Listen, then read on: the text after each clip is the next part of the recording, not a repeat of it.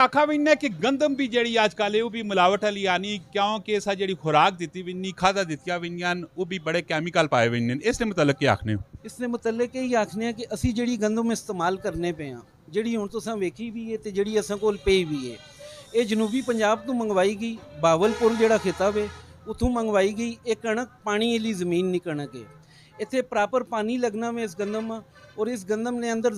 जायका भी बहुत अच्छा होना है और ये आटा मिठा होना है इसकी रोटी ਜਿਹੜੀ ਸੁੱਕਣੀ ਵੀ ਨਹੀਂ ਤੇ ਆਟੇ ਨਾਲ ਰੰਗ ਵੀ ਕਾਲਾ ਨਹੀਂ ਹੋਣਾ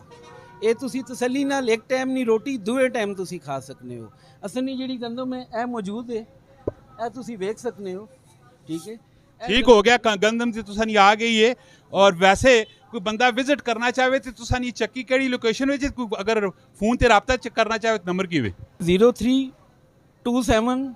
90033337 ਇਹ ਅਸਾਂ ਰਾਬਤਾ ਨੰਬਰ ਹੈ ਤੇ ਮੈਨ ਮਾਲਾ ਕੈਂਡ ਯੂ ਟਰਨ ਉਤੇ ਆ ਅਸੀਂ ਪਠਵਾਰ ਫੂਡ ਨੇ ਨਾਂ ਨਾਲ ਅਸਣੀ ਦੁਕਾਨ ਹੈ ਪਠਵਾਰ ਸਾਈਕਲੋਨ ਚੱਕੀ ਆਟਾ ਤੇ ਪਠਵਾਰ ਸਰਸੋਂ ਕੁਕਿੰਗ ਆਇਲ ਅਸੀਂ ਆਇਲ ਨਾਲ ਜਿਹੜਾ ਲਿਖਿਆ ਪਿਆ ਕਿ ਸਰਸੋਂ ਕੁਕਿੰਗ ਆਇਲ ਉਹ ਇਸੀ ਵਜ੍ਹਾ ਤੋਂ ਲਿਖਿਆ ਪਿਆ ਕਿ ਲੋਕਾਂ ਮਾ ਸਰਸੋਂ ਨੇ ਤੇਲ ਤੇ ਕਨਵਰਟ ਕੀਤਾ ਜੁਲੇ ਤਾਂ ਕਿ ਅਸਾਂ ਨੇ ਮੁਆਸ਼ਰੇ ਵਿੱਚੋਂ ਅਸਾਂ ਨੇ ਇਸ ਪਾਕਿਸਤਾਨ ਦੇ ਵਿੱਚੋਂ ਸ਼ੂਗਰ ਬਲੱਡ ਪ੍ਰੈਸ਼ਰ ਔਰ ਹਾਰਟ ਦੇ ਮਰੀਜ਼ ਜਿਹੜੇ ਇਹ